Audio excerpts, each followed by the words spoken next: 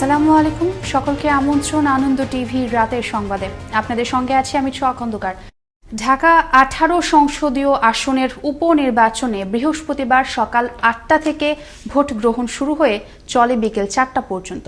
একটানা ভোট গ্রহণ ও গণনা শেষে এখন ফলাফলের অপেক্ষা। এই আসনে ইলেকট্রনিক ভোটিং মেশিনের মাধ্যমে নেওয়া হয় ভোট। নির্বাচনী এলাকা ঘুরে এসে শামীমুল জাবেরকে সঙ্গে নিয়ে মানিক খান জানাচ্ছেন বিস্তারিত। ক্যামেরায় ছিলেন খলিলুর রহমান এবং আলী আহমেদ। গত 9 জুলাই সাবেক স্বরাষ্ট্রমন্ত্রী ও আওয়ামী লীগের সভাপতি মণ্ডলীর সদস্য অ্যাডভোকেট সাহারা খাতুনের মৃত্যুর পর ঢাকা 18 আসনটি শূন্য হয় বৃহস্পতিবার আসনটিতে উপনির্বাচন অনুষ্ঠিত হয়। এই আসনে মোট ভোটার 5,77,188 জন। এই আসনে প্রতিদ্বন্দ্বিতা করেছেন 6 জন প্রার্থী। আওয়ামী লীগ মনোনীত মোহাম্মদ হাবিব হাসান, বিএনপির SM জাহাঙ্গীর, জাতীয় পার্টির নাসিরউদ্দিন সরকার, গণফ্রন্টের মোহাম্মদ শহীদুল্লাহ, বাংলাদেশ কংগ্রেসের ওমর ফারুক ও প্রগতি গণতান্ত্রিক দল মনোনীত মহিবুল্লাহ বাহার। এদিকে বৃহস্পতিবার নির্বাচনকে ঘিরে নির্বাচনী এলাকাতে ছিল প্রশাসনের কঠোর নিরাপত্তা বেষ্টনী। আর এই নিরাপত্তার বলয় থেকে নিরাপদে নির্বিঘ্নে ভোটাধিকার প্রয়োগ করে ভোটাররা জানালেন তাদের প্রতিক্রিয়া। ফার্স্ট টাইম ভোট দিয়েছি, খুব ভালো লেগেছে।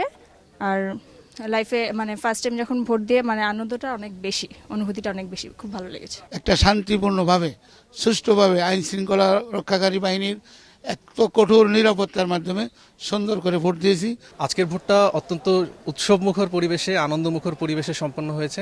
সেই সাথে নির্বাচনী প্রতিদ্বন্দ্বিতাকারী আওয়ামী লীগের মনোনীত প্রার্থী Mohammad Habib Hasan IES school and কলেজে স্থাপিত ভোট কেন্দ্রে নিজের ভোট প্রদান করে তিনি জানান, আমার জীবনে আজকে অত্যন্ত একটা আনন্দের দিন। মহান আল্লাহর অশেষ রহমত, মাননীয় প্রধানমন্ত্রী জননেত্রী শেখ হাসিনার প্রতি কৃতজ্ঞতা জানাচ্ছি। ভোটার হারের উপস্থিতি আস্তে আস্তে বাড়তেছে। আমি যে কয়টা কেন্দ্রে গিয়েছি দেখেছি ভোট পড়তেছে এবং জনগণ ভোট দেওয়ার জন্য আসতেছে। নির্বাচনে বিভিন্ন ভোট কেন্দ্রে দায়িত্ব পালনকারী প্রিজাইডিং অফিসার জানালেন নিজ নিজ দায়িত্বে থাকা কেন্দ্রের সার্বিক দিক নিয়ে।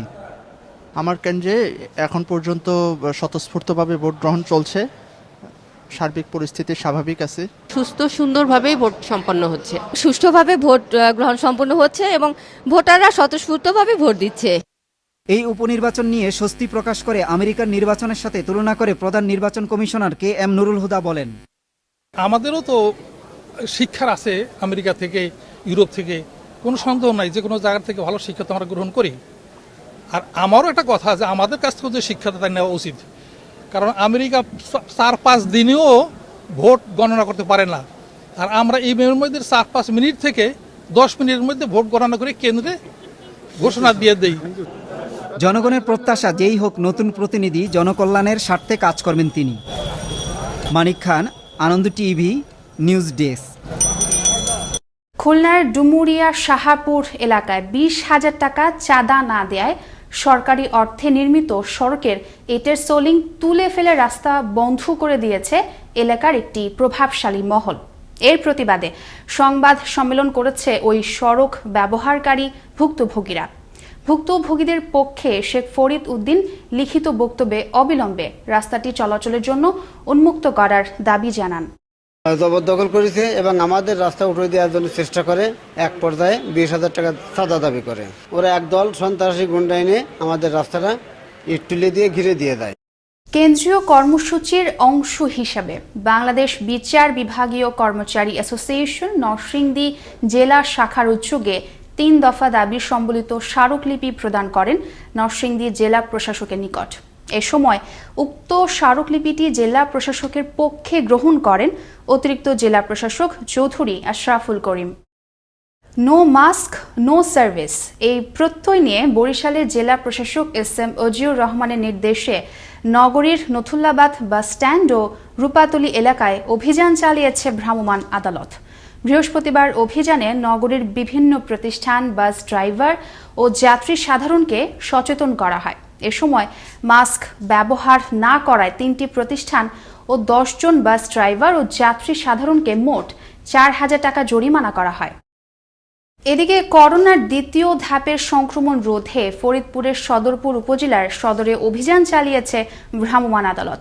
সরকারি আদেশ অমান্য করে মাস্ক না পরার অপরাধে 16 জন পথচারীকে মোট 5,300 টাকা জরিমানা করে ভ্রাম্যমাণ আদালত। উক্ত অভিযান পরিচালনা করেন উপজেলা সহকারী কমিশনার ভূমি ও নির্বাহী ম্যাজিস্ট্রেট সজল চন্দ্র শেল। বগুড়ার সোনাতলায় 1 কেজি গাঁজাসহ নয়ন দাস নামের এক মাদক ব্যবসায়ীকে গ্রেফতার করেছে থানা পুলিশ। বুধবার গোপন সংবাদের ভিত্তিতে তার নিজ বাড়িতে অভিযান চালিয়ে তাকে গ্রেফতার করা হয়। সোনাতলা থানার ওসি রেজাউল করিম জানান, আটককৃত ব্যক্তি একজন পেশাদার মাদক ব্যবসায়ী। কক্সবাজারের উদীয়মান তরুণ সঙ্গীত শিল্পী জনি দে রাজ অক্টোবরের 8 তারিখে যাকে হত্যা করা হয়। হত্যাকাণ্ডের এ ঘটনার 1 মাস পেরিয়ে গেলেও এখনো পর্যন্ত ঘটনার সাথে সরাসরি জড়িত কাউকে আটক করতে পারেনি পুলিশ। তবে সন্দেহমূলক সিএনজি চালককে আটক করেছে জেলা গোয়েন্দা পুলিশ। এদিকে আদরের সন্তানকে হারিয়ে দিশেহারা বাবা মা। এ নিয়ে দেখুন কক্সবাজার জেলা প্রতিনিধি এস্তে ফারুকের প্রতিবেদনে ডেস্ক রিপোর্ট।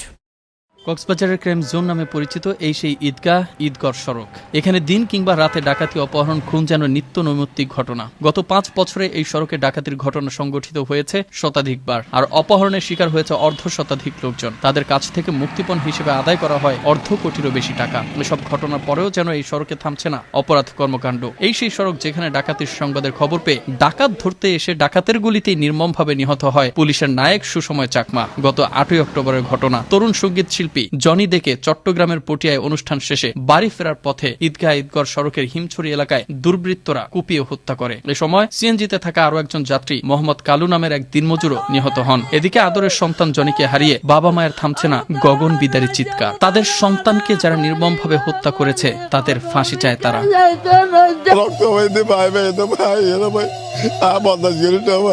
যদি এক পুরা যে একটা ফানি হাবাই দিতাম ভাই আর শান্তি পাইতো।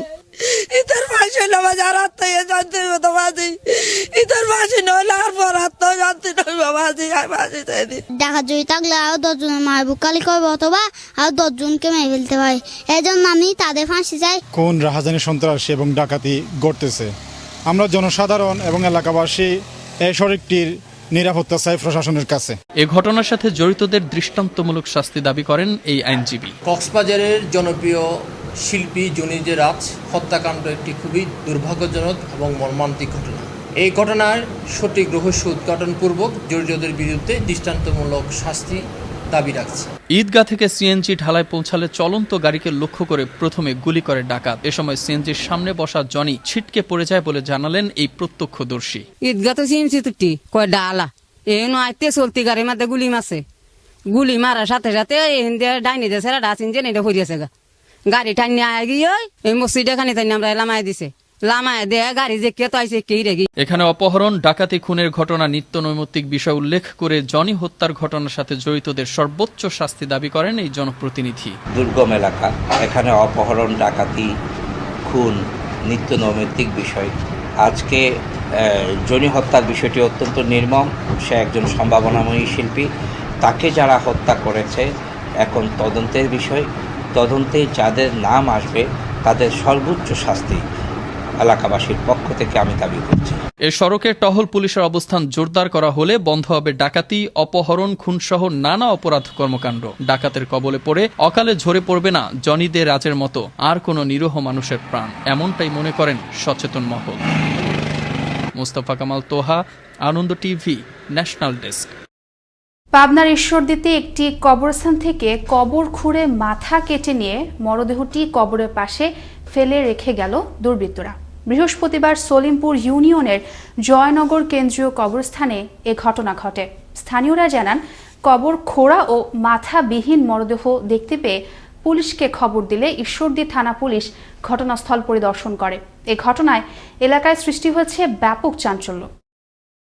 লালমনিরহাটের বুড়িমারিতে কোরআন অবমাননার গুজব ছড়িয়ে পিটিয়ে ও পুড়িয়ে হত্যার ঘটনায় তদন্ত প্রতিবেদন জমা দিয়েছে জেলা প্রশাসন গঠিত তদন্ত কমিটি। বৃহস্পতিবার সকালে জেলা প্রশাসকের অফিস কক্ষে এ তদন্ত প্রতিবেদন জমা দেন তদন্ত কমিটি প্রধান অতিরিক্ত জেলা ম্যাজিস্ট্রেট TMA মোমেন।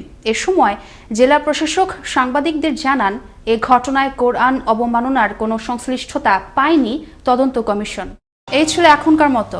করোনা থেকে আপনি এবং আপনার পরিবারকে সুরক্ষায় রাখতে সরকারি নির্দেশনা মেনে চলুন। জরুরি প্রয়োজন ছাড়া বাসা থেকে বের হবেন না। আনন্দ টিভির সর্বশেষ সংবাদ এবং বিনোদন সবার আগে দেখতে ভিজিট করুন www.facebook.com/AnandoTVBD এই পেজে। সবাইকে অসংখ্য ধন্যবাদ। শুভরাত্রি।